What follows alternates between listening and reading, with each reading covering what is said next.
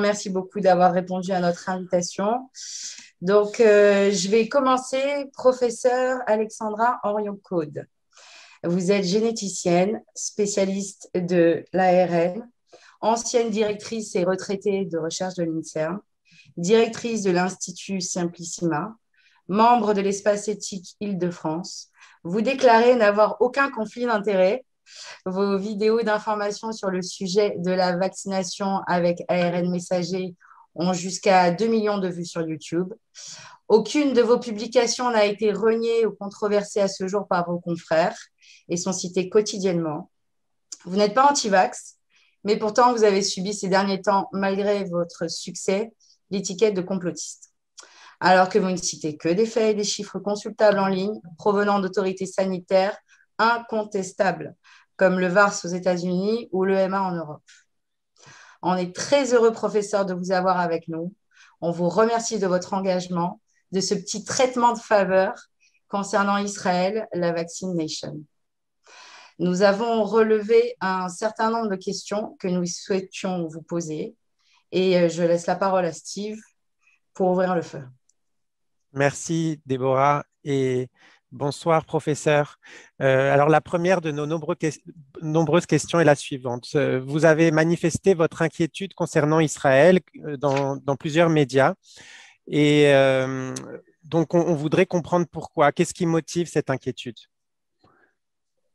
Alors, d'abord, je remercie Déborah et Steve pour leur introduction. Alors, en fait, j'ai envie de dire que c'est un processus comme une bille de billard à plusieurs niveaux. Le premier, c'est que j'ai été choquée dès le début des passe-droits que les laboratoires pharmaceutiques se sont octroyés lors de cette crise. Ils ont passé des étapes absolument incroyables à différents moments. 17 juin 2020, j'ai repris. Ils étaient en gros exemptés de risques et je vais mettre à chaque fois, alors ça va être un petit peu haché, pardonnez-moi pour cette présentation, mais comme vous l'avez compris, il me semble très important d'être dans une transparence totale, c'est-à-dire qu'à chaque fois je cite mes sources et que tout le monde peut aller les regarder. Donc ça, c'est 17 juin 2020 où globalement, le Conseil européen va adopter des mesures pour favoriser une mise au point rapide. Donc, après, c'est les OGM qui sont acceptés en fast track, alors que les OGM dans les plantes et autres n'étaient pas acceptés. Ça, c'est 17 juillet 2020. Et puis, en fait, l'appellation vaccin ARN, qui est une appellation abusive, qui est une appellation qu'on utilisait en science, mais parce qu'on comprenait ce qu'on était en train de dire et la limitation avec la réalité de la technique, qui a fait que ces injections ARN se sont engouffrées dans cette facilitation de la mise en route de cette politique vaccinale mondiale qu'on a pu constater. Et donc ça, c'est le premier niveau où je me suis dit, mais il y a tout qui commence à aller de travers. Après ça, ça m'a rappelé le fait que j'avais été déjà très, très sensibilisée. En fait, j'ai appris ce qui se passait en Israël et je me suis dit, mon Dieu, c'est exactement ce qu'on avait vécu en Islande. Le 17 décembre, je ne sais pas pourquoi à chaque fois c'est des 17, 17 juin, 17 juillet et là 17 décembre 1998, le Parlement de Reykjavik autorise la vente des données génétiques des Islandais. Et voilà, c'est évidemment quelque chose de terrible. Et donc, quand j'ai vu ce qui se passait pour Israël, ça voulait dire tout simplement conditionner un peuple entier, un pays entier à une expérimentation qui ne devait voir la fin de cette expérimentation puisque l'essai clinique de Pfizer est prévu s'achever le 31 janvier 2023 si je ne m'abuse. le conditionner à une expérimentation totale. Donc, effectivement, là, c'est au niveau des tripes que ça s'est joué. Et puis, il y avait tout le temps Je peux juste vous poser une question sur Ouais, ça, ouais, professeur Claude. ouais. Vous parlez de l'Islande qui a vendu. On n'a pas l'impression, nous, en Israël, que ça a été vendu. On a l'impression que tout le data, de façon anonyme, va être envoyé. Donc, à Pfizer, et Pfizer, oui, qui va l'envoyer à l'OMS. Donc, ça change un petit peu la façon de voir la chose. On n'a pas été vendu. Je pense que ça a été une façon d'obtenir justement les quantités de doses dont Israël avait besoin. Et justement, c'était une pression supplémentaire pour les obtenir dans les premiers. Mais je ne pense pas quand même que le gouvernement israélien ait vendu les données. Vous voyez D'accord. ce que je veux dire? Alors, c'est assez important de préciser, mais effectivement, la nuance que je vois au niveau éthique, c'est que quand même, que ce soit les données génétiques ou les données de santé, sont la propriété avant tout de l'individu et ne peuvent pas, au sens éthique du terme, pour moi, être considérées comme la propriété d'un État, voilà. Donc, quel qu'il soit. Ouais, quel qu'il soit et quelles que soient les raisons. Évidemment, oui, bien sûr. Donc effectivement, qu'il y ait une transaction financière en dessous, j'ai envie de dire, ça ne change pas l'atrocité du principe qui est que vos données de santé vous appartiennent à vous entièrement, entièrement et aux médecins à qui vous faites confiance et non pas à être divulgués au-delà. Donc voilà un petit peu le contexte. Et puis il y avait aussi quelque chose qui me revenait tout le temps en tête. C'est ce mot hébreu qui dit mine. Je ne sais pas si vous connaissez mine. Ça veut dire quelque chose pour vous. Je le prononce probablement mal. Et en fait, mine, c'est le selon son espèce. C'est cette espèce de... C'est vrai que quand on écoute le CEO de Moderna sur cette stratégie d'injection d'ARN, elle est très claire. Elle est de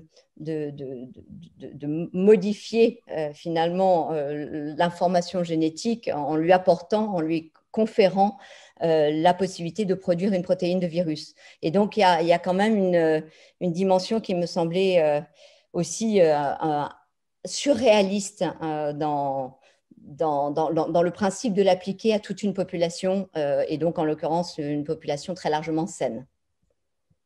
Surtout de cette façon-là, 300 000 vaccinés le jour. Je ne sais pas si vous avez l'idée en Europe de ce que ça peut représenter. Ouais. On a eu les caisses maladies ouvertes le soir, ouvertes le Shabbat dans un pays juif. Ça a été un truc dingue.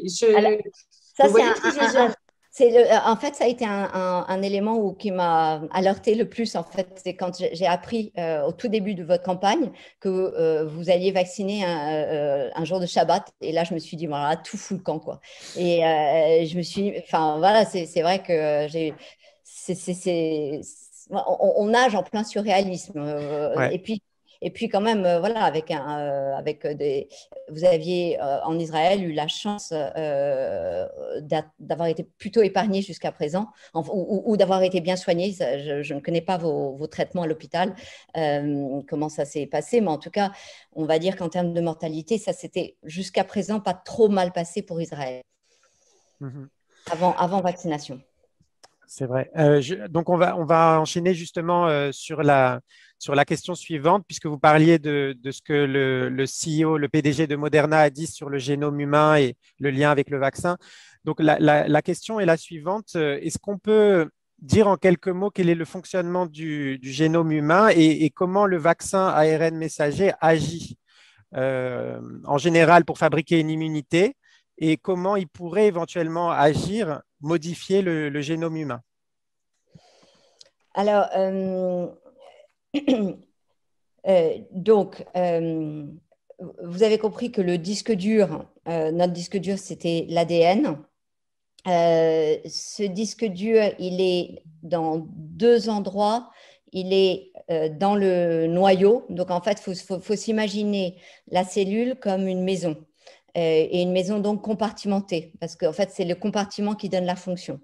Donc, vous avez l'essentiel, le gros du disque dur ADN dans le noyau, extrêmement bien protégé. Et puis, vous l'avez dans des espèces de petites cassettes qui s'appellent le génome mitochondrial. Sachant que dans l'hérédité, les deux vont être passés aux générations suivantes.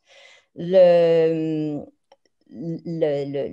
disque dur va avoir pour finalité de produire des constituants, en l'occurrence qu'on appelle des protéines. Pour cela, il y a un intermédiaire qu'on appelle l'ARN. Et en l'occurrence, c'est donc l'ADN qui va devenir de l'ARN messager et l'ARN messager qui va devenir de la protéine. Sachant que, comme pour toute, en fait, dans la grande souplesse du monde vivant, vous avez la possibilité de remonter avec différents intervenants. Et ça, j'ai une super diapositive, si vous voulez. Et si, can I share screen? Yes, I can. Fantastique, paf. Donc, l'ADN est transcrit en ARN, l'ARN est traduit en protéines. À chaque fois, vous avez des petits ARN différents en dessous des flèches, parce qu'en fait, c'est un mécanisme hyper complexe. Vous voyez toutes ces espèces de ribambelles entre parenthèses. Et puis, vous avez cette possibilité que les protéines redeviennent ARN par des RNA binding proteins ou que l'ARN redevienne ADN par ce qu'on appelle de la reverse transcriptase. Et donc, vous avez voilà, une forme d'autocatalytique avec des ribozymes au niveau de l'ARN, au niveau des prions, au niveau des protéines et de l'ADN qui se réplique. Ça, c'est le cartoon le plus simple que je puisse vous faire, sachant que à chaque fois, vous avez des modifications de l'ADN qu'on appelle l'épigénome, des modifications de l'ARN qui s'appellent l'épitranscriptome et des modifications des protéines qui s'appellent l'épiprotéome. Donc, on a cette grande fluidité génétique. Et donc, vous voyez bien, et aussi la possibilité d'héritage, non seulement de l'ADN, de l'ARN et des protéines qui se fait en dessous de la partie basse de la diapositive. Et donc, vous comprenez là, en une diapositive, comment il est ridiculement prétentieux de penser que si on balance un ARN messager dans une cellule, quelle que soit la cellule, on va maîtriser les interactions de cet ARN messager dans la cellule. Donc, il y a cette grande disparité qui est importante à intégrer. D'autant plus que, et ça j'aimerais juste revenir là-dessus, l'ARN, s'il y a vraiment un truc qu'on a compris quand même ces dernières années, au travers de ce qu'on appelle l'épigénétique, c'est-à-dire tout ce qui est modification sur le génome, c'est que l'hérédité, ça consiste en deux choses, ça consiste en la génétique et en l'épigénétique. La différence entre ces deux petites abeilles que vous voyez, il y en a une qui est appelée reine, l'autre qui est appelée ouvrière.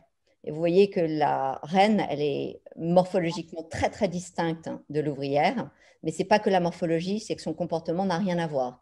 Quelle est la différence génétique de ces deux abeilles? Au niveau disque dur, il n'y en a pas. Elles ont le même ADN. En revanche, elles n'ont pas bouffé la même chose, elles ont pris de la gelée royale, pour la reine, et donc en fait, ça a donné une épigénétique différente. Donc évidemment que donner un ARN dans une cellule va apporter d'ores et déjà une possibilité de modification épigénétique, non maîtrisable, non maîtrisée, non anticipable, du fait même de sa complexité. Il y a un deuxième niveau qui est au niveau génétique. Alors, au niveau génétique, il y a effectivement la possibilité qu'un ARN messager soit ce qu'on appelle donc reverse transcrit, donc vous l'avez vu maintenant, ça n'a plus de secret pour vous, par des enzymes notamment en ADN. Et qui dit ADN dit possibilité à ce moment-là d'aller dans le noyau et là, possibilité éventuelle de s'intégrer. Ça ne veut pas dire que ça va être fait dans toutes les personnes qui vont être injectées, mais ça veut dire que c'est une possibilité à envisager. Alors, on peut se dire, oui, non, mais bon, c'est quand même tiré par les cheveux ou autre. Ben, écoutez, Rudolf Jahnisch, qui est un grand ponte de la génétique, mais alors quand je vous dis un grand ponte, il sévit lui depuis les années 70 avec des découvertes, c'est-à-dire que ses premières découvertes majeures étaient en 70, et quelle était sa première découverte? C'était qu'on injectait de l'ADN d'un virus et qu'on le retrouvait intégré au génome des embryons. Première découverte. Quelle est la plus récente? Complètement transmissible. Pardon? Donc complètement transmissible. Donc transmissible, absolument. Quelle était sa découverte la plus récente? Donc, il est au MIT, Rudolf Jahnisch, J-A-E-N-I-S-C-H. Sa découverte plus récente a été que l'ARN de SARS-CoV-2, le génome donc de SARS-CoV-2, confronté à des reverse transcriptases de type de HIV ou de type endogène, on pouvait avoir une reverse transcription et une intégration dans le génome humain. Ça, c'est une publication qu'il a faite en décembre 2020. Donc, si c'est possible, si c'est techniquement possible, parce que là, on est dans la technique, et théoriquement possible, parce que la théorie fait qu'effectivement, nous avons des reverse transcriptases déjà de base, nous en avons dans les lymphocytes et dans les cellules d'embryon et dans les cellules embryonnaires.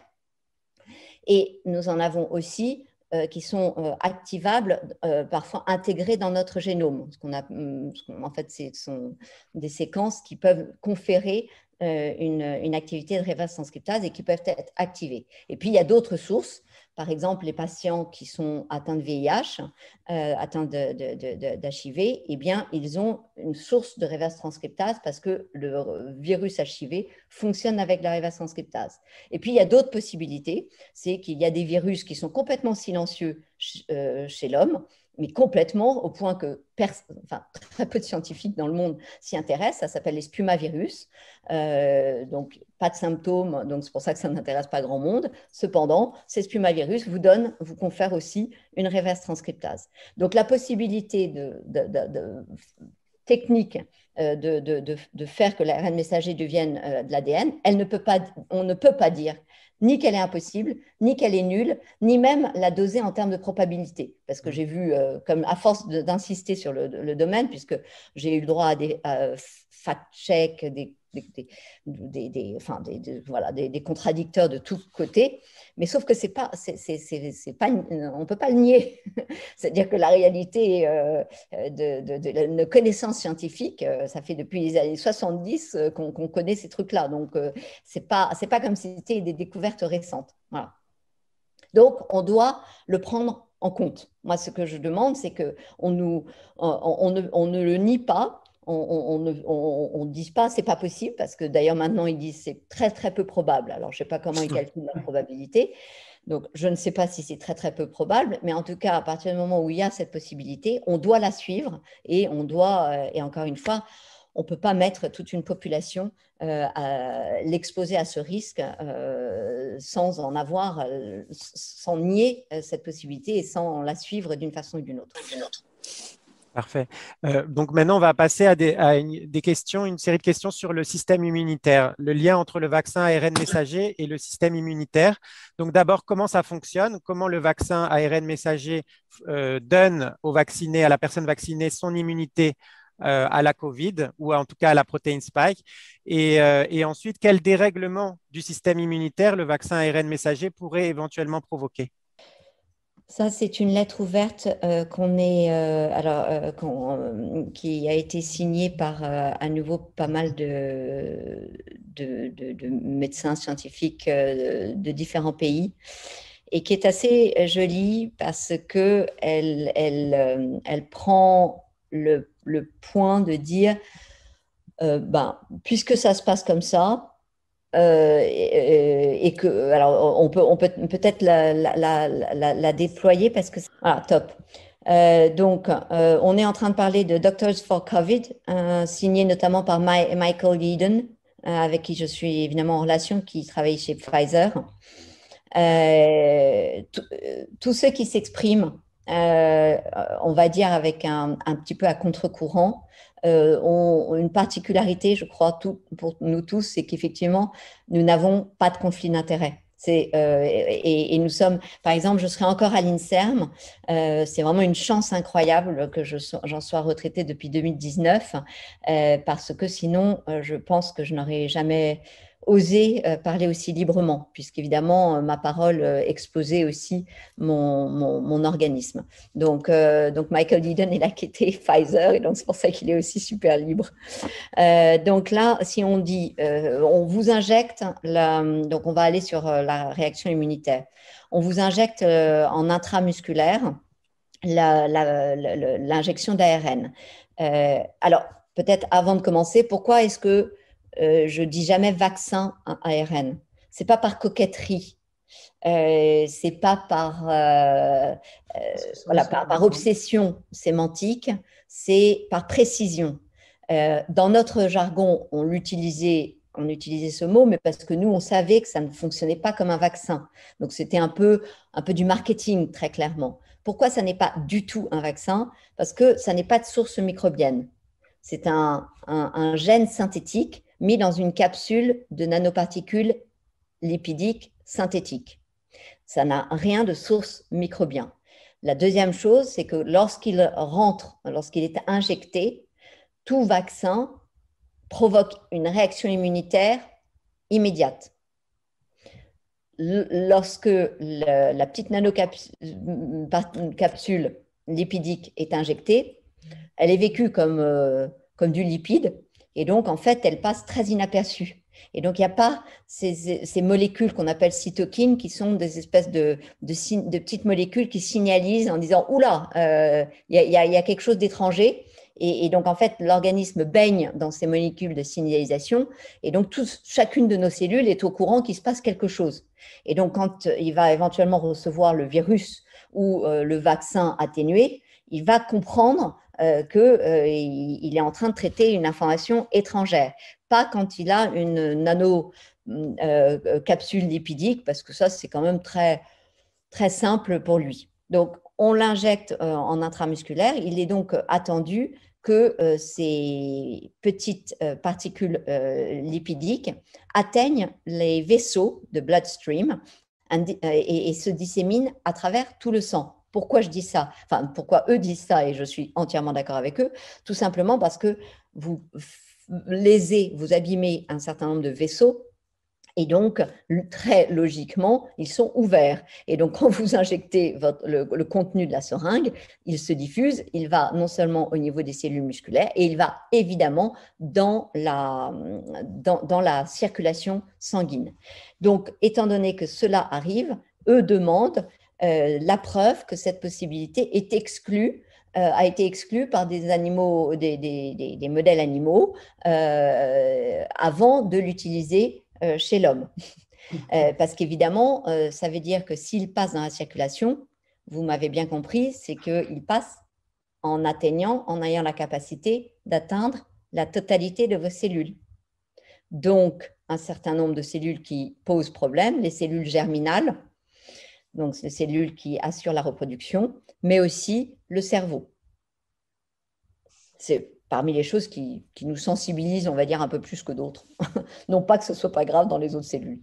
Si une telle preuve n'est pas disponible, alors il est attendu, point 2, que ces vaccins resteront dans la circulation et pourront être pris.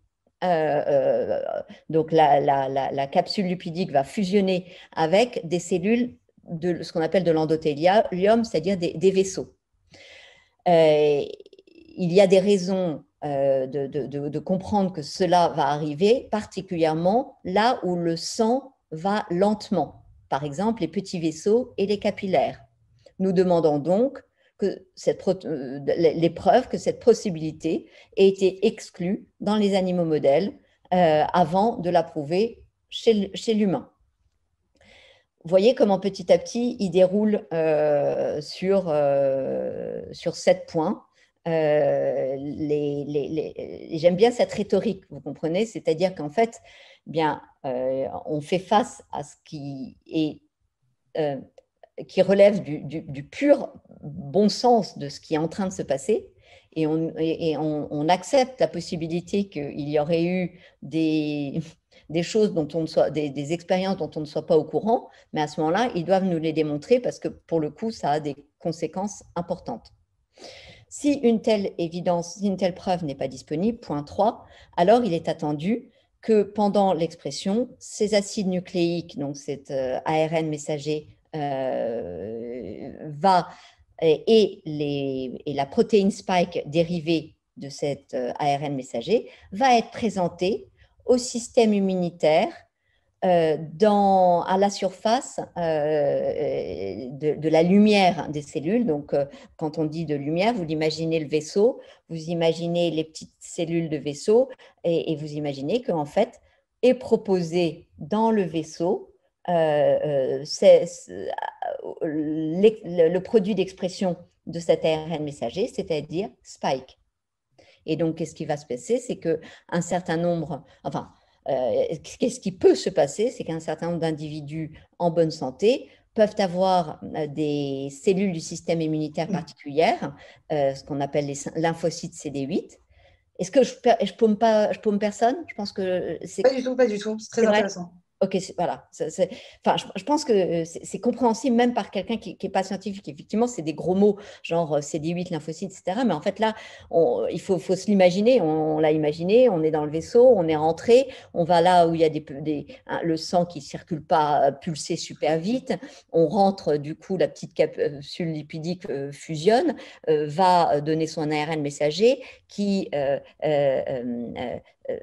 détourne le patrimoine génétique de la cellule pour lui faire produire sa protéine spike. Sa protéine spike sort à la surface de sa petite cellule de vaisseau, expose, et là, un certain nombre de personnes saines peuvent avoir des lymphocytes CD8 qui reconnaissent un tel peptide et parce qu'ils en avaient avant d'être infectés à la Covid, ou par cross-réaction parce qu'ils avaient déjà été infectés par d'autres coronavirus, et donc ils ont une immunité croisée. Et donc à ce moment-là, ces lymphocytes peuvent décider d'attaquer notre endothélium au niveau de nos cellules, au niveau de nos vaisseaux.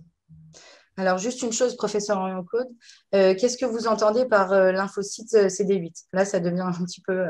Ouais, Précisez-nous en fait, comment ça peut se traduire, en fait.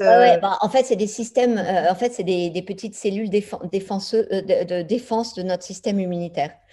Donc, en fait, quand on est exposé à un coronavirus, la réaction la plus majoritaire de notre système immunitaire, c'est d'avoir cette fameuse immunité naturelle dont on parle, c'est une immunité qui reste au niveau des cellules, qui ne nous fait pas produire des anticorps. Donc, typiquement, ces petits lymphocytes CD8 et qui ont donc une mémoire.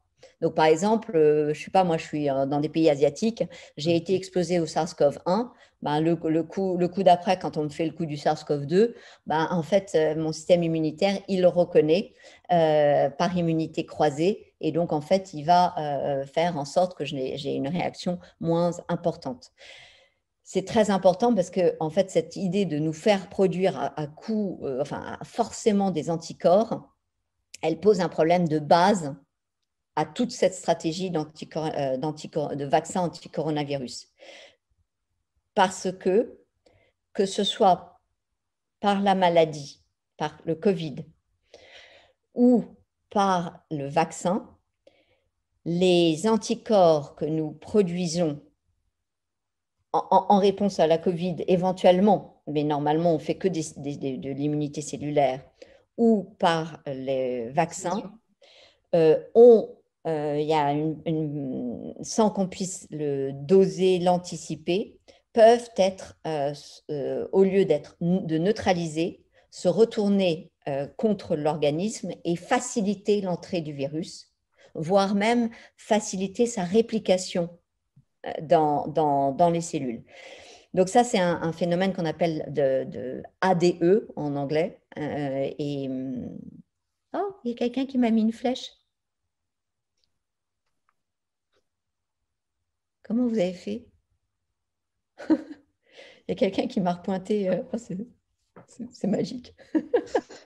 J'avais jamais vu ça. J'avais fait plein de Zooms, mais j'avais jamais vu ça. Donc voilà. Donc on revient peut-être. La personne voulait que je revienne à cela. Donc on va revenir. Justement, sur les ADE, c'est la question de style. Ouais. Donc voilà pour les lymphocytes. Donc cette possibilité finalement de notre système d'attaquer éventuellement notre propre système vasculaire.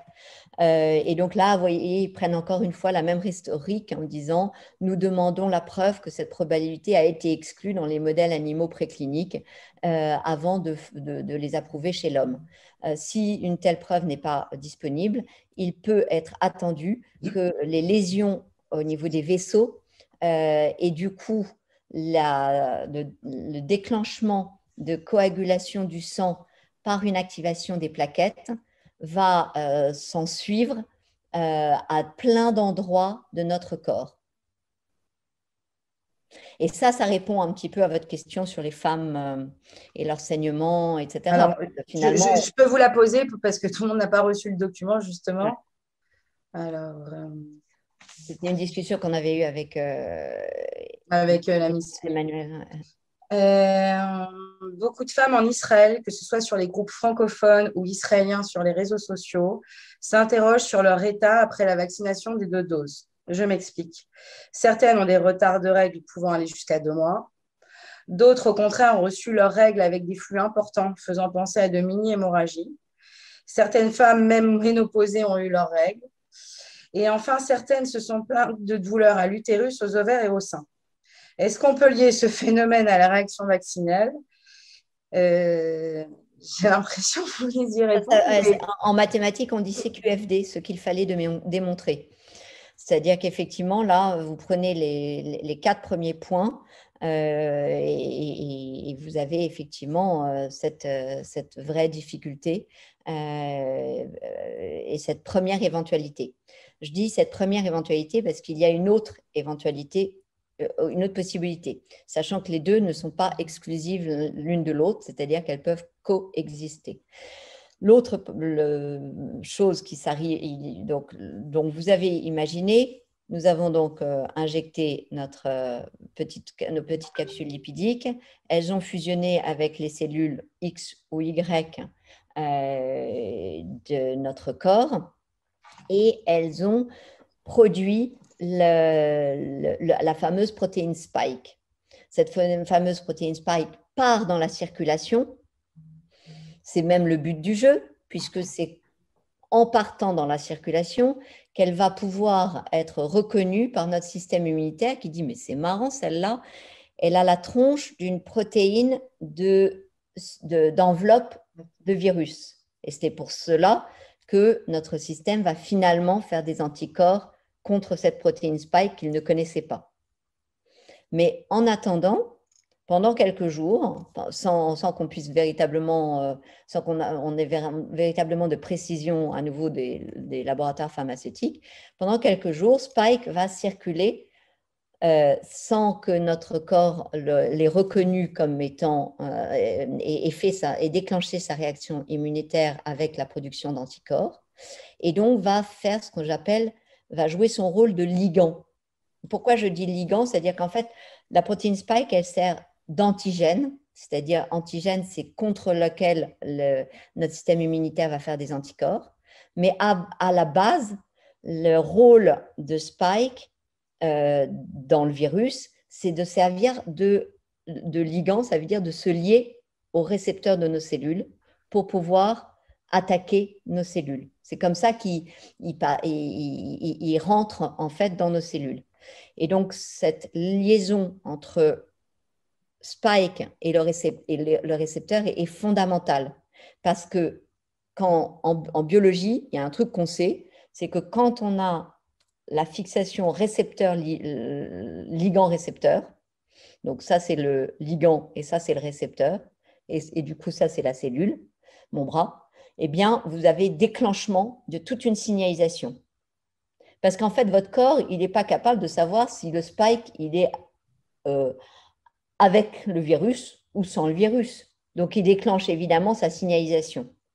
Et où est-ce qu'on a le plus de récepteurs à spike?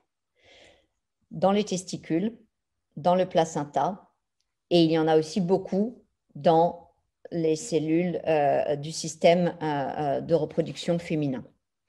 Il y a 3 types de récepteurs. On parle beaucoup dans la littérature de ACE2, mais il n'y a pas que ACE2. Il y a aussi neuropiline 1, NRP1. Et il y a aussi un qui a plein de noms différents, CD147, BSG, Mprin, donc plein de noms différents, mais c'est toujours la même, et qui est pareil, exprimé dans... mais en tout cas, au hit parade, c'est testicule numéro 1. Testicule numéro 1, c'est vraiment à chaque fois, quel que soit le type de récepteur, il s'exprime à chaque fois très fortement dans les testicules. Ce qui m'amène évidemment à d'autres questions que je me pose sur la stérilité, mais peut-être ce n'est pas le sujet, peut-être j'attends vos questions avant de continuer. Excusez-moi, moi j'ai une question sur la reproduction en fait de l'ARN messager. Est-ce que la quantité d'ARN messager qui est envoyée, qui est injectée avec le vaccin est limitée? Elle va être interprétée par la cellule puis détruite, ou est-ce qu'il y a un système de reproduction dans le corps? Ou est-ce que cet ARN resserre de nouveau? Ou est-ce que même il y a un système qui se multiplie? Est-ce qu'il y a une quantité injectée, puis ça multiplie Je suis complètement... si vous pouvez expliquer. Non, vos questions sont complètement normales et complètement aiguës de sagacité. On va dire qu'à votre question, je n'ai pas lu les réponses dans la littérature qui me satisfaisaient. Vous entendrez beaucoup la communauté de la bien-pensance médico-scientifique vous expliquer que l'ARN est super fragile et que d'ailleurs, la preuve, vous le posez sur une table, il va être détruit tout de suite. C'est totalement surréaliste parce que là, il ne s'agit pas de le déposer sur une table, mais il s'agit de l'avoir mis dans une nanocapsule lipidique, de l'avoir injecté dans votre circulation. Et donc, on n'est pas avec ce qu'on appelle des RNases. Les RNases, c'est les enzymes qui dégradent les ARN. Les RNases, on en a plein au niveau des doigts, par exemple. Et effectivement, du coup, avec nos RNases, on détruit en permanence des tas d'ARN qui pourraient être autour de nous. Là, en l'occurrence, il est injecté et donc, en fait, il est injecté et modifié avec des pseudo-uridylations. En fait, il a même... dans cet ARN messager, il est vraiment construit. Hein, il est avec un préambule qui est distinct de celui qu'il a dans le génome du SARS-CoV-2. Il a la partie de SARS-CoV-2 et il a une conclusion qui est, encore une fois, indépendante de SARS-CoV-2, avec à chaque fois, par le préambule et par la conclusion, des possibilités de régulation très fortes. Ça, c'est ce qu'on appelle le 5' UTR et ça s'appelle le 3' UTR en début et fin de phrase. Cette pseudo-iridylation le rend particulièrement stable. C'est pour cela qu'on l'a fait. C'était pour éviter qu'il soit détruit trop rapidement. Et donc, en fait, quand on vous dit c'est pas grave, il va être nettoyé, oui, mais encore faut-il savoir combien de temps avant d'avoir cette clarification, ce nettoyage par le corps. Aujourd'hui, les éléments que j'ai ne me permettent pas de vous répondre clairement à votre question. Alors, j'ai une autre question un petit peu en transition, professeur. En Israël, la vaccination des femmes enceintes a été fortement recommandée par les autorités après la mort de plusieurs femmes. Pourtant, cette recommandation ne fait pas l'unanimité, car l'éminent prof d'Orlève a claqué la porte. Oui. Est-ce qu'en France, vous avez observé des cas de Covid sévères sur les femmes enceintes non vaccinées, nécessitant une hospitalisation, pardonnez-moi? Donc là, j'ai demandé à mes collègues et j'attends les remontées parce que le problème, c'est que les rapports ne nous donnent pas cette dimension de sévérité. Et donc, en fait, il faut aller chercher l'info à la source. Ce que je peux vous dire, c'est que nous, quand on tape dans nos moteurs de recherche biaisés français, femmes enceintes, Covid sévère, comme par hasard, c'est les cas de femmes israéliennes qui nous arrivent. Donc, il y a un cas en particulier qui a été publicisé en France, médiatisé en France. Donc, visiblement, ce n'est pas quelque chose qui est monnaie courante, parce que j'imagine qu'on en a rien entendu plus parler. Et donc, voilà, d'où mon besoin d'avoir une remontée locale avec quelques hotspots à Marseille, à Paris, pour savoir ce qu'il en est réellement. Alors, écoutez, merci de chercher toutes ces informations si précieuses pour nous. C'est pour nous tous, hein, c'est vraiment, là, ouais. Alors, je lis pas toutes les questions dans le chat. On me demande s'il y a des... oui, l'article de Rudolf Jeinich, il était cité dans le lien que je vous ai mis, hein, de toute façon. Je vois ça. L'ADE, alors l'ADE, c'est Antibody Dependent Enhancement. Donc, enhancement, c'est renforcement dépendant des anticorps. Et qu'est-ce que ça veut dire? Ça veut dire, en fait, aggravation de la maladie. Alors, ça paraît, je vais vous mettre le lien. Il est très bien. C'est la question de Steve, d'ailleurs. Ah bon, je ne sais pas. Là, non, je n'ai pas dit explicitement ADE, mais oui, c'est ça que je voulais dire. Vous en avez parlé. Oui, oui, parce qu'en fait, alors pourquoi j'en ai parlé, c'est pas à nouveau, hein, c'est pas un dada perso. Voilà, je vous mets l'article IJCP. En fait, nous nous appuyons. Je vais refaire. Nous sommes dans une anticipation assez défavorable de cette idée de vaccination massive sur SARS-CoV-2 au niveau de la communauté scientifique et médicale, parce que nous nous appuyons depuis des mois et des mois, c'est-à-dire en anticipation de ce que nous voyons aujourd'hui, parce que nous nous appuyons sur la connaissance antérieure. Et les connaissances antérieures, c'est que face à un coronavirus, il y avait ce mécanisme qu'on connaît d'ADE. On l'a vu aussi, pas que sur des coronavirus, on l'a vu aussi en réponse à la vaccination contre la dengue. La dengue, ça s'écrit comme ça, hein, c'est une maladie tropicale, donc vous ne connaissez probablement pas, mais qui a occasionné beaucoup de morts. Ça, j'ai toutes les références qui sont sous un lien de ma chaîne sur Odyssée, où je mets tous les liens qui sont vraiment intéressants si vous voulez un petit peu passer de temps, justement qui documentent cette réaction. Et cette réaction, elle est encore une fois face à la maladie, c'est-à-dire quand certains font des anticorps, et bien tout d'un coup ces anticorps facilitent au lieu de neutraliser, ou en réponse à un vaccin. C'est pour ça qu'on n'était pas très favorable à l'idée de vacciner de façon massive. Nous ne sommes pas contre la vaccination. Une vaccination ciblée aurait pu être intéressante pourvu qu'elle remplissait un certain nombre de conditions par rapport aux bénéfices-risques.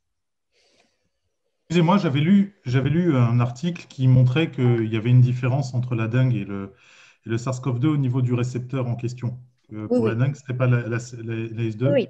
Oui, je distingue la dengue complètement. La dengue, c'est juste qu'on a eu le même, en fait, ce même facilitation par les anticorps qu'on a observé en réponse à la vaccination. Donc, par contre, il y avait quelque chose qui était mentionné dans cet article qui est légèrement différent de l'ADE, mais qui finit plus ou moins de la même façon, qui est l'ERD.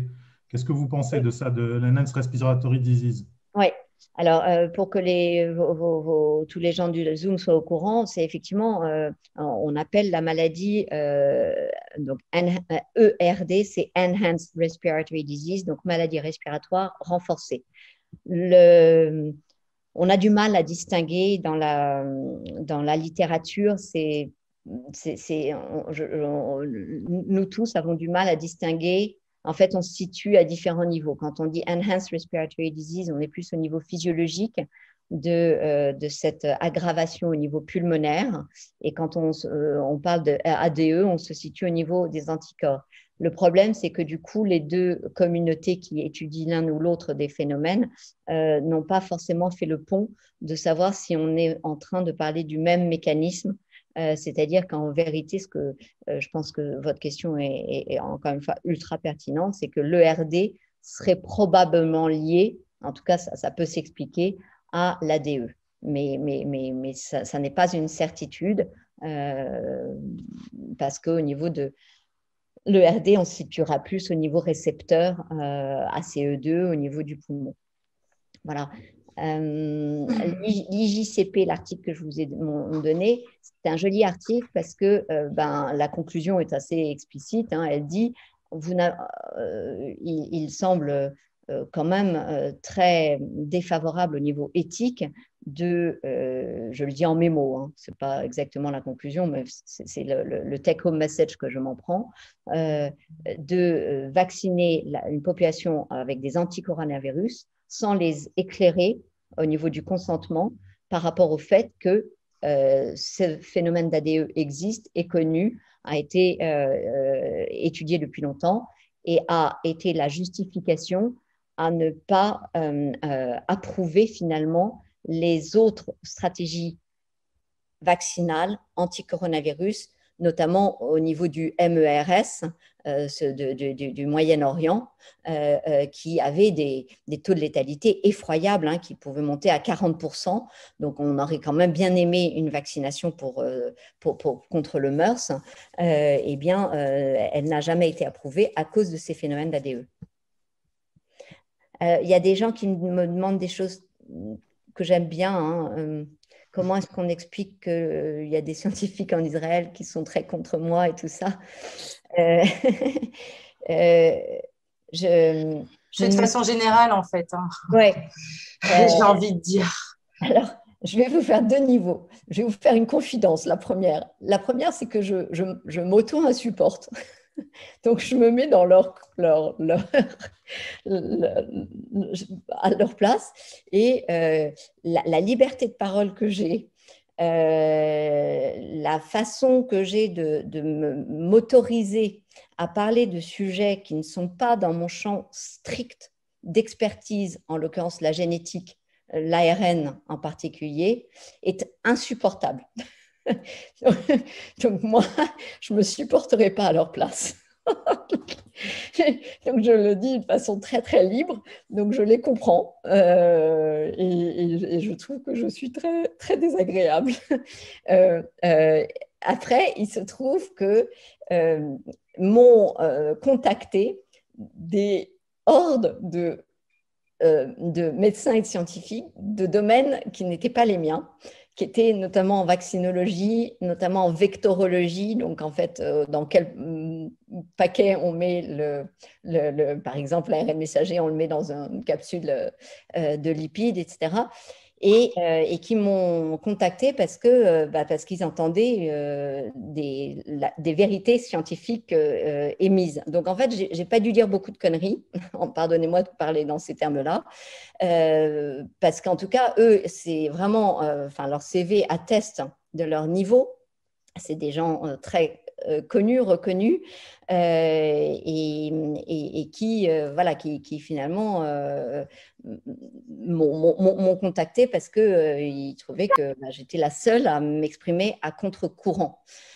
Donc ça, je ne sais pas si ça répond à votre question. Je crains qu'il y ait beaucoup d'intérêts mélangés, de conflits d'intérêts, d'absence de liberté de beaucoup de mes confrères à parler. Et j'en veux pour preuve un petit truc tout simple. C'est que depuis le temps que j'énumère mes conneries, entre guillemets, c'est-à-dire depuis au moins juillet de l'an dernier, il faudra m'expliquer pourquoi j'ai eu à chaque fois droit à des AFP factuels, des machins, etc., qui jamais me contactaient en direct pour savoir si éventuellement j'avais changé d'avis. Parce qu'après tout, on peut dire des choses et puis dire ah bah attendez, parce qu'en fait, c'est pas exact, et je me suis trompée, ou j'ai changé d'avis, ou j'affine, ou je maintiens. Ils m'ont pas contacté. Autre point, lorsque à chaque fois j'ai demandé qu'on ait une confrontation, c'est-à-dire une discussion entre nous, eh bien, il y a eu des refus, enfin, voilà, c'est-à-dire qu'ils n'ont pas souhaité. Or, si je dis tant de bêtises que cela, ce n'est pas très compliqué pour eux de se retrouver face à moi. Et en plus, je ne suis pas une personne méchante et j'adore la confrontation parce que elle est à la base même de la réflexion. Et donc, en fait, il faut nous mettre en face à face pour voir là où je me trompe et là où eux se trompent. Forcément, on doit se tromper les uns et les autres à certains niveaux. Donc, mais tant qu'on n'est pas dans la confrontation, on n'y arrivera pas. Et ça, vous voyez, c'est pour moi un signal invraisemblable, incompréhensible, et qui me laisse à penser qu'il y a plus de conflits d'intérêts que je n'imaginais. Et que du coup, ces gens-là ne peuvent pas se permettre. J'ai eu un très, très bel exemple récemment. J'ai accepté le dialogue franco-russe en France qui a visé forcément à nous refourguer leur Sputnik V. Mais vous voyez, ça ne me dérange pas, c'est intéressant, allons-y, confrontons, réfléchissons. Même si je ne suis pas pour refourguer du Sputnik V à tout le monde à cause de ce problème d'ADE depuis le début, n'empêche que je veux bien réfléchir. Eh bien, il y avait un homme dont je vais taire le nom, qui devait me donner, qui était immunologue, venture capitaliste très à succès sur la place de Paris et notamment en France. Ça aurait été vraiment intéressant. Eh bien, il s'est fait porter pâle une heure avant la confrontation, alors même qu'il aurait pu être en Zoom. C'est-à-dire qu'il y avait nos homologues russes étaient en Zoom, donc il n'y avait aucun souci. Donc même à être porté pâle, en général, vous êtes quand même capable de réfléchir encore un petit peu, surtout à ces niveaux d'intellect. Donc même avec un peu de fièvre, on y arrive. On dit, voilà, je ne suis pas au top de ma possibilité, mais je peux parler, quoi. Voilà. Donc, encore une fois, un refus de discussion. Alors, qu'est-ce que vous voulez que je vous dise dans ces conditions-là? C'est compliqué quand même. Voilà. On compatit, on est avec vous. Alors, dans les autres chats, Vandenbosch, Gert. Alors, j'ai contacté Gert, évidemment, parce que je trouvais que c'était super intéressant tout ce qu'il disait. Je vais vous dire très honnêtement, son ton catastrophiste, résolument catastrophiste, m'inquiète un peu. Moi, je suis plus dans la modération, je suis plus dans… En fait,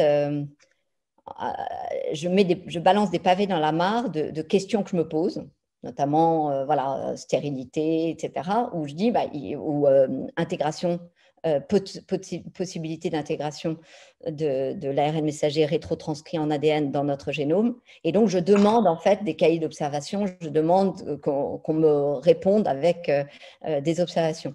Je ne suis pas dans le catastrophisme de dire on va tous mourir, c'est une catastrophe, il y a des nanoparticules qui veulent tous nous tuer partout, etc. etc. Je ne l'exclus pas, mais vraiment, c'est tellement loin de mon système que je reste quand même… j'essaye de rester ancrée dans la science qui a toujours été la nôtre depuis des années et des années. Donc, Gert m'inquiète un tout petit peu par son ton, et donc on est en train de travailler avec des vaccinologues pour essayer de voir sur quoi il s'appuie, parce qu'en fait, on ne comprend pas bien sa base scientifique. Et donc, repartir sur la biblio sur laquelle il s'appuie pour être aussi catastrophiste que cela. Très bien. On compte sur vous dès que vous recevez les réponses, hein, évidemment, vous pensez à nous. Hein. Suspense. Moi, je vais continuer concernant la vaccination des enfants et la balance bénéfice-risque. Pardonnez-moi, Déborah, en tout cas, sur Gert, ce qu'on peut dire, c'est quand même, il parle d'immunité, d'échappement immunitaire. Et ça, c'est évidemment, pour le coup, archi connu. Nous, l'Académie de médecine en avait parlé, et c'est quelque chose auquel on s'attendait. Hein, c'est cette pression de sélection qu'offre la vaccination et qui, du coup, pose d'autant plus de problèmes face à un virus qui mute beaucoup. On en est maintenant à des recombinants. Donc, ça veut dire des recombinants, ça veut dire que non seulement on avait tous les petits mutants qui faisaient qu'on avait la souche sud-africaine, la souche brésilienne, etc. Et puis là, maintenant, on va faire des recombinants entre souches. Donc, qui laisse à penser que cette stratégie vaccinale et alors là, je deviens de plus en plus dogmatique et vouée à l'échec. Parce que de facto, vous n'allez jamais pouvoir, on est dans une course perpétuelle où vous ne pourrez pas aller suffisamment vite par rapport à ce qu'on a vu de ces mutations, etc. Je sais que c'est ce qu'on fait sur la grippe, mais du coup, ce qu'on faisait sur la grippe, on ne le faisait que sur les populations à risque et on ne vaccinait pas toute la population. Donc pour moi, là, on est quand même en train d'atteindre par cette description de ces variants différents, notamment nous, le variant français, le variant breton, comme on l'appelle, qui échappe à la PCR. Donc, s'il échappe à la PCR, il y a des chances quand même qu'il échappe aussi à un certain nombre de vaccins. Voilà. Excusez-moi, est-ce qu'on peut revenir juste une seconde sur les ADE? ADE, il me semble que vous avez... Oui, ADE. Il me semble que vous avez entendu dire qu'en fait, les morts, il y a eu des morts, visiblement, il y a eu des morts suite à la vaccination. Et je vous ai entendu dire chez Berkoff, corrigez-moi si je me trompe, que c'est associé, il semblerait que ce soit le phénomène d'ADE qui s'exprime. Donc, j'espère que je n'ai pas été aussi clair que cela, parce qu'on n'a pas de preuves. En tout cas, c'est une piste que vous oui, semblez ouvrir. C'est une hypothèse. Une hypothèse. La question, elle est donc là, ce serait un phénomène d'ADE qui se manifesterait avant que la couverture vaccinale se mette en place, entre le moment de l'injection du vaccin et le moment où la personne est protégée par la vaccination. Oui. Dans cette période de temps. Nous, ce qu'on avait entendu, c'est que le phénomène d'ADE pouvait vraisemblablement arriver après, une fois que les anticorps défenseurs s'estompent, ils laissent place, les anticorps neutralisants, une fois qu'ils s'estompent, ils laissent place à des anticorps favorisants. Oui. Donc, est-ce que vous craignez ça, en fait, qu'on assiste à ça fois dans quelques mois, en fait? Ouais. En fait, les deux, c'est-à-dire qu'en fait, justement, le problème de cette ADI, c'est qu'on ne connaît pas le threshold, le seuil à partir duquel on bascule dans l'ADE ou pas. Donc, en fait, c'est vraiment un phénomène qu'on ne maîtrise pas et qu'on n'arrive pas à anticiper. On a tendance à penser qu'il y a une question de quantité d'anticorps pour tomber dans l'ADE ou pas. Du coup, on dit quand on a une faible immunité vaccinale, est-ce que c'est pas là qu'on fait les ADE? Donc ça, on a des discussions. Il y a un petit peu de tout dans la communauté qui s'exprime.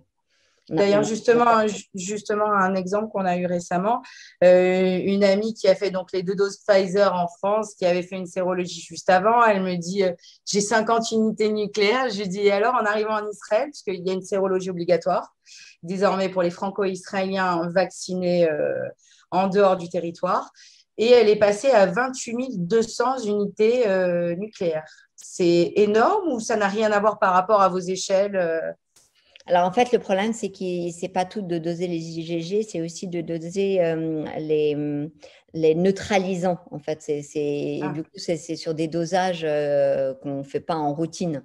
Donc, du coup, c'est difficile de savoir la proportion de ces anticorps qui vont neutraliser ou éventuellement faciliter. D'accord.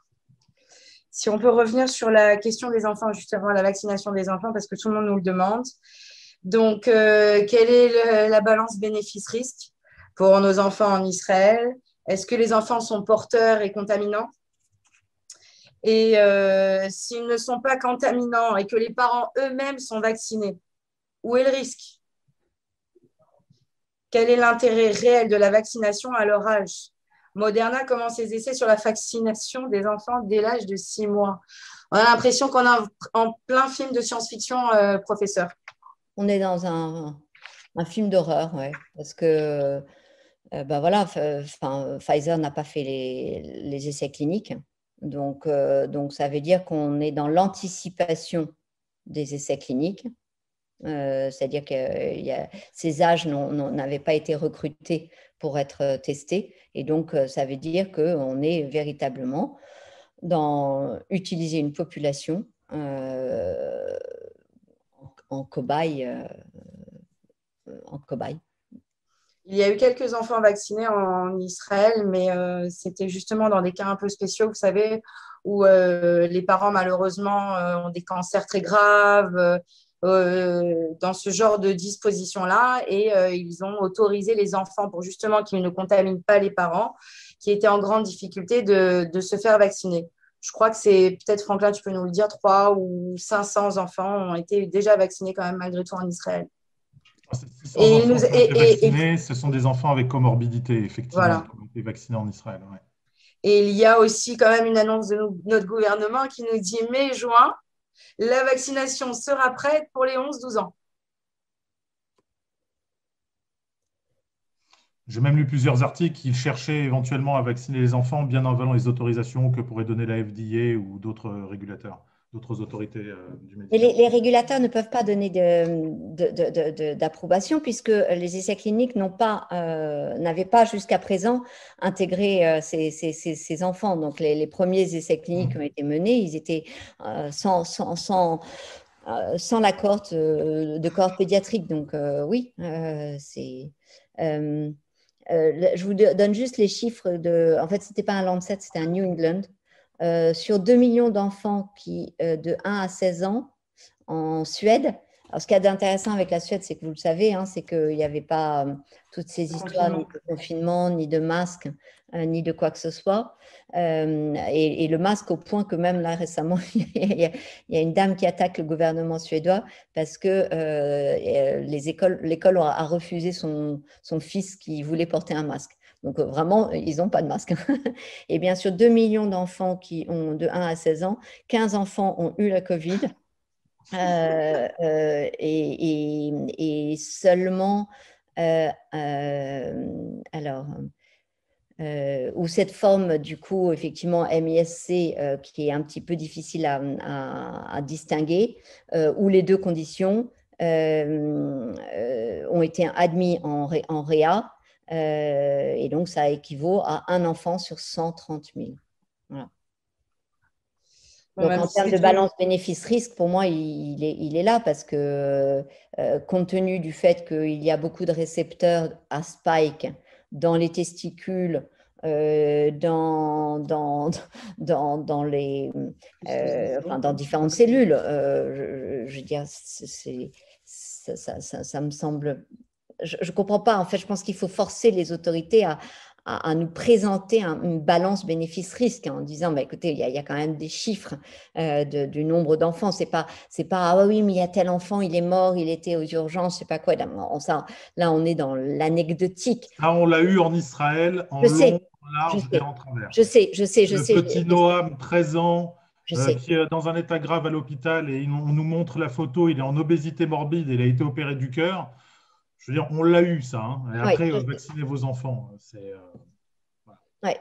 Donc, c'est pour ça que je pense qu'il faut revenir sur des chiffres. Et là, ce New England, je le trouve sympathique parce qu'en plus, il est logiquement sur la fourchette la plus haute parce qu'il n'y a pas eu de confinement, parce qu'il n'y a pas eu de masque. Donc, et que les écoles n'ont pas été fermées. Donc, je trouve qu'il est vraiment intéressant. Écoutez, ne serait-ce que déjà plus proche de nous en Israël, j'ai procédé au calcul basé sur les chiffres du ministère de la Santé israélien. La probabilité, le taux de mortalité sur un an, puisque c'est facile à calculer, ça fait un an qu'on a ça, pour les enfants, entre, on va dire 0 à 19 ans, on est à 1 sur 350 000. Comme ce qu'elle vient de dire à peu près, la Suède. Et c'est même un maximum, puisqu'on sait que ces enfants-là avaient des comorbidités. Vous avez dit 1 sur 350 000 1 sur 350 000, un décès sur 350 000, c'est le taux de mortalité sur un an en Israël pour les enfants de moins de 20 ans. Et puis, il faut savoir que certains d'entre eux, si ce n'est pas tous, mais on n'a pas toutes les données, avaient des comorbidités. Ce qui veut dire qu'en fait, c'est un maximum. Si ça se trouve, on est en train de parler de 1 sur 1 million en Israël. Voilà. Ça, ce sont des chiffres réels. Ouais. Et sur leur contagiosité vis-à-vis des adultes, est-ce qu'on a des données? Oui, ça pareil. Qu'est-ce qu'il disait dans cet article? Je crois qu'il disait qu'ils avaient eu, il me semble, mais je l'ai lu il y a longtemps, je crois que c'était carrément 0, très faible.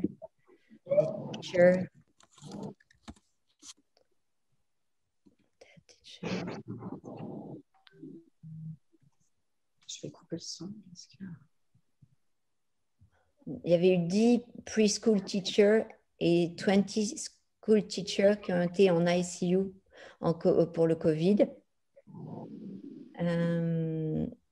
Et il disait... Donc, il disait qu'en augmentation par rapport à d'autres occupations, on est sur 1,1 fois plus que les autres occupations. Donc, en fait, 1,1 fois, ça veut dire que c'est neutre. Ça veut dire qu'en fait, on est sur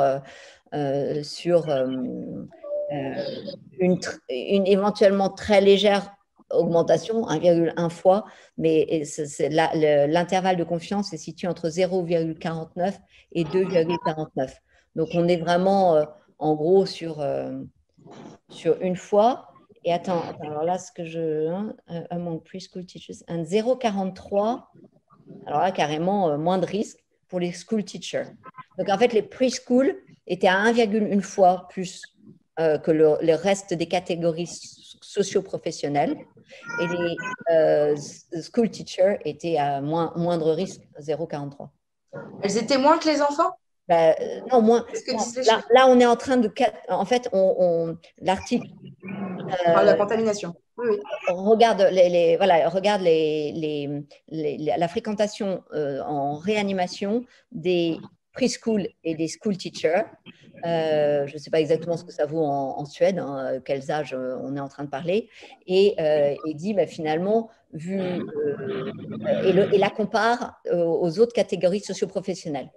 Et ils disent, finalement, il y a 1,1 fois d'augmentation pour les preschool teachers et 0,43 pour les school teachers. Donc, ça veut dire qu'en fait, il n'y a pas la population des professeurs n'est pas à risque supérieur à celle de la population. Des enfants. Pourquoi j'ai insisté sur ce point? Parce que vous savez quand même qu'en Israël, tout le personnel enseignant a été invité chaleureusement à aller se faire vacciner dans sa totalité. Hein. Alors, j'ai à moduler ces résultats suédois par les remontées qu'on a en France aussi. Et il semblerait, alors là, vraiment un point très intéressant à discuter avec vous, que les contaminations soient au niveau des repas partagés, donc des cantines. Donc, en fait, je crois que ce qu'il faudrait vraiment faire, c'est dissocier les écoles sans cantine, il doit y en avoir en Israël, et des résultats des écoles avec cantine. Parce que effectivement, il y a ce risque et qu'on a vu augmenter de 1300 d'un pourcentage 1300 dans les staffs médicaux qui partageaient leurs repas. Donc, en fait, quand ils étaient en contact avec des patients atteints, sévères, etc., ils n'étaient pas contaminés, mais quand ils prenaient leur repas entre eux, ils s'exposaient à la COVID-19. Donc ça, c'est vraiment quelque chose qui est très important parce qu'en fait, ça montrerait que tout notre système de pensée est à revoir de fond en comble. C'est-à-dire qu'on ne fait pas du tout ce qu'il faut au bon endroit. À plus forte raison, en Israël, sachez qu'il n'y a quasiment pas de cantine, sauf pour les, on va dire, et oui, c'est ça qui est dingue, c'est pour les collèges où il y a un petit fast-food, vous savez, à l'ancienne, une petite cafette, on prend un toast, mais sinon, généralement, les enfants mangent dans leur classe avec leur classe. Ils amènent un doggy bag, vous savez, à l'américaine. Donc, même les cantines, j'ai envie de vous dire, il n'y en a pas beaucoup, hein. Oui, mais les doggy bags, ils partagent les repas. C'est-à-dire que moi, j'ai eu des enfants qui faisaient doggy bag au JCC de Los Angeles. Chez nous, ils mangent dans des capsules. Et il se passait des trucs. Hein. Les enfants sont séparés, ils sont divisés en capsules. Ils sont séparés en capsules, par capsule de 18. Alors, peut-être qu'ils vont se repasser des choses entre les 18, mais ce n'est pas trop dans la mentalité. C'est pour ça que je voulais justement relever ce point concernant Israël, quoi. Donc, même ça, on n'a pas trop, quoi. Mais Mais en tout cas, vous voyez, ça, si vous pouvez, vous, de votre côté, nous faire faire des remontées, ce serait super intéressant. Quoi, parce que... De toute façon, professeur, j'ai une question à vous poser qui est plus dans le côté de l'éthique. Ouais. Je veux dire, même admettons que nous ayons des enfants qui soient contaminants, ok, Ah oui, qui puissent contaminer des professeurs. je suis d'accord. Admettons que les professeurs soient du coup vaccinés parce que potentiellement, on va dire, identifiés comme étant à risque. Mais quel est, au niveau de l'éthique, peut-on réellement vacciner des enfants sous prétexte qu'ils puissent représenter un danger pour le reste de la population, alors que potentiellement la balance bénéfice-risque en ce qui les concerne représente un risque non nul d'être négative? Votre question, je ne suis pas étanche dessus. Elle me touche aux tripes et elle me donne envie de pleurer. Donc, non, je n'arrive plus à être scientifique là. C'est émotionnel et je n'arrive pas à répondre objectivement parce que je souffre véritablement de votre question. Hein, donc, je ne suis pas bien. Donc, vous êtes bien d'accord qu'on doit, en tant que parents israéliens, refuser de toutes nos forces la vaccination de nos enfants? Ah, mais moi, elle me tétanise. Je vous dis, j'arrive même pas à être bonne scientifique parce que je suis emportée par de l'émotion. Enfin, voilà, je ne peux pas supporter cette idée de cette expérimentation, connaissant l'ARN, connaissant la façon qu'il a d'être une molécule extraordinaire qui tape à tous les niveaux, vous savez, c'est comme une flipper, hein. La bille qui est envoyée de tous côtés, c'est ça, l'ARN, c'est quelque chose d'extraordinaire. Et donc, il ne peut pas être éthique à aucun niveau. Et je ne vois même pas, effectivement, je suis un peu comme Franklin, je ne vois pas quel est le seuil qui pourrait me permettre de dire, bah, allez, on tente l'expérimentation parce que le danger est tel pour les populations adultes. Je suis comme Franklin, j'arrive même pas à comprendre en fait. J'y arrive pas. Ouais, c'est après, ouais, c'est dingue. Je ne sais pas si on m'entend, je ne sais pas comment ça marche. Je veux dire, on est bien conscient qu'il y a des risques sur les adultes au niveau de ce vaccin. J'aimerais savoir, est-ce qu'il y a plus de risques pour les enfants? Le vaccin, est-ce qu'il peut être plus dangereux sur les enfants qui sont en plein développement? C'est ça ma question. Merci. Je crois que j'ai aucun élément de réponse scientifique à votre question sur laquelle j'arrive à répondre, à réfléchir en tant que scientifique. Heureusement, je rebascule là. Qu'est-ce que j'aurais comme élément? Le seul élément que j'aurais, c'est que l'ARN, au niveau du flux de régulation, il est particulièrement important dans le fonctionnement du cerveau. Et donc, dès lors qu'on est en développement neuronal, j'aurais du coup une précaution à apporter plus spécifiquement du coup à cette idée d'injecter de l'ARN aux enfants. Spontanément, c'est ce qui me vient.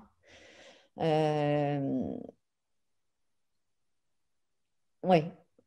Après, il y a toutes ces histoires qu'on a vues hein, de captation de la protéine spike. Donc là, moi, je me situe au niveau ARN. Maintenant, au niveau de la protéine spike en tant que ligand, comme je l'appelle, il y a tous ces phénomènes de régulation de potentiel de réaction dans la circulation sanguine qui les mettent au moins autant en danger en susceptibilité, en danger potentiel à évaluer que nous. Là où je serais beaucoup plus direct encore, c'est au niveau des bébés en gestation, puisque les cellules embryonnaires ont cette reverse transcriptase qui donne cette fluidité. Donc, des cellules embryonnaires, elles sont vachement différentes d'autres cellules. Je vais allumer.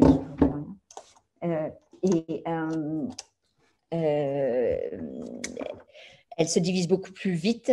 Elles prennent pas le temps de réparer convenablement leur ADN, donc elles sont dans un mode de réplication et elles ont de la reverse transcriptase. Donc on balancer de l'ARN messager dans un embryon, en l'occurrence dans la gestation, si on prend le problème un peu plus en amont, me semble aussi être une source de problèmes potentiels. Il y a plein de questions qui sont posées là, vachement importantes. Moi, celle que j'aimerais vous poser en fait à vous, je ne sais pas si certains ont vu les courbes que je fais circuler, qui sont à nouveau des bases de données publiques. Attends, je vais vous les sortir. Toc, toc, toc, pour qu'on soit d'accord et qu'on parle sur les mêmes choses, qui s'appelle Our World in Data. Our World in Data, c'est un super outil qui a été développé, qui permet les vaccinations. En fait, c'est comme ça que j'ai calculé assez rapidement le pourcentage de... c'est pour ça qu'en fait, très, très vite, j'ai été négative sur les résultats d'Israël parce que si on prenait, comme vous aviez vacciné essentiellement les personnes âgées au tout départ, j'avais calculé en démographie, j'étais allée sur votre démographie et j'avais regardé combien ça représentait de la population et donc en fait, on était en attente, puisque c'était censé empêcher les formes sévères et donc logiquement les décès. On était en attente de voir très rapidement une répercussion de la vaccination sur les décès en Israël. Et qu'est-ce qu'on a vu? En fait, on a vu ce pic des décès que vous avez subi. Donc ça, c'est l'histoire d'Israël depuis le début, mars, enfin depuis un an. Donc, comme je vous disais, vous aviez été relativement épargné, entre guillemets. C'est-à-dire, vous avez exactement ce que je remarque dans tous les pays, c'est que quand on n'a pas eu un fort pic épidémique, on a un rattrapage par la suite. Quand il arrive, on doit l'avoir. Voilà, donc là, vous l'avez eu, le rattrapage. Mais ce qui a été bizarre, c'est en fait que c'est reparti à la hausse. Et ce qui a été encore plus bizarre, c'est qu'il y a eu la décision de commencer une campagne de vaccination alors même que vous étiez en augmentation des décès Covid-19. Ça, c'est quelque chose que je ne peux pas expliquer. Alors, Ils ont eu peur du variant britannique qui visiblement affectait beaucoup plus les jeunes chez nous. Oui, mais normalement, en stratégie vaccinale, on ne vaccine pas quand le R0, le taux de reproduction du virus, est plus grand que 1. Et donc, effectivement, ça semble le cas ici. Et donc, ça semble complètement… c'est pour moi une aberration dans l'histoire vaccinale, dans l'histoire de la bonne utilisation du vaccin. Et donc, effectivement, après, c'est difficile de dissocier cet horrible pic épidémique de cette fâcheuse vaccination au mauvais moment, mais on a quand même des éléments parce qu'en Angleterre, eux, ils ont plutôt vacciné quand c'était plutôt à la baisse. Et on a vu à nouveau, donc ils ont beaucoup trinqué au printemps dernier. Eh bien, ils ont encore plus trinqué dans un silence assourdissant. Alors, quand on me demandait pourquoi mes copains scientifiques ils m'aiment pas, peut-être parce que mes copains scientifiques ils écoutent que les médias mainstream et ils travaillent pas assez et ils vont pas à la source des données. Et donc, si on écoute l'Angleterre, on a l'impression que tout va très bien. C'est comme Israël, ça a l'air génial, vraiment succès total de la campagne de vaccination. Mais pour moi, ce n'est pas un succès total quand je vois que la campagne de vaccination massive en Israël ou en Angleterre n'a pas été capable d'empêcher le pic de mortalité lié au Covid le plus meurtrier de l'histoire Covid du pays. C'est aussi simple que cela. Donc, du coup, ça pose des problèmes, ça pose des questions. Et c'est là où, en fait, je ne sais plus qui me disait qu'est-ce que j'avais dit chez Berkhoff. Et en fait, je pense que c'était à cause de ça que j'avais dit, il faut sortir des hypothèses. On ne peut pas rester à regarder ça en disant, ah ben non, c'est quand même très, très réussi. Ben non, ce n'est pas très réussi, ce n'est pas possible. On ne peut pas dire que c'est très réussi. Donc, en revanche, il faut avoir des hypothèses et étayer, comprendre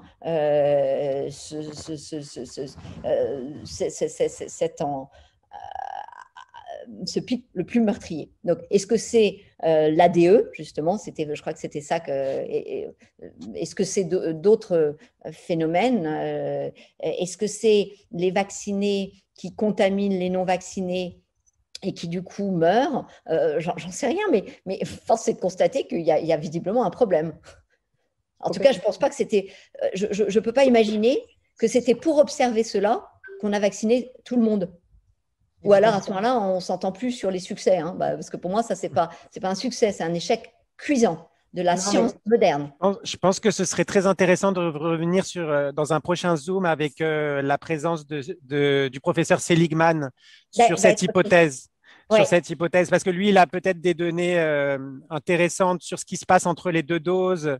Par exemple, la mortalité entre les 2 doses qui pourrait augmenter. Pas de souci, parce qu'Hervé est en fait un copain avec qui on travaille sur un copain de science sans qu'on se soit connus, on se soit rencontrés, on travaille sur les mêmes séquences d'ARN et donc c'est d'autant plus facile et à nouveau on s'est retrouvés un peu par hasard tous les deux embringués dans cette histoire de se dire attendez, là il y a des problèmes, il y a des problèmes de tous côtés, quoi. Bon, alors, on va s'arrêter là parce que voilà, on a déjà retenu plus d'1 heure et demie le professeur Henrion, donc on va la remercier. On vous remercie infiniment de votre présence parmi nous ce soir. C'était un échange d'une qualité intellectuelle et scientifique hors norme, mais aussi d'une qualité humaine hors norme. Et voilà, donc on est très heureux d'être maintenant en contact avec vous, que vous fassiez partie de notre communauté.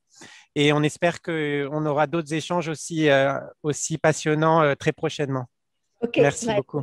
Grand plaisir. Et puis, vous m'avez donné plein de travail. Tant mieux.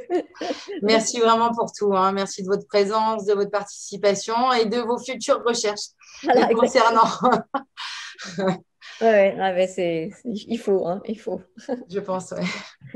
Au revoir à tous. Hein. Merci beaucoup, au revoir. Et n'hésitez pas à me faire des remontées aussi négatives de ce Zoom en disant, voilà, je souffre très très bien la contradiction et au contraire, elle me nourrit. Donc, n'hésitez pas, s'il y en a qui ont pris leur bazooka et qui ont tiré à vue, c'est aussi, c'est logique, c'est important et c'est bien que j'ai les remontées. Donc, voilà, je suis hyper ouverte en fait. Ne vous inquiétez pas, je pense. Merci. Allez, bonne soirée. Au revoir à tous. Vraiment, merci.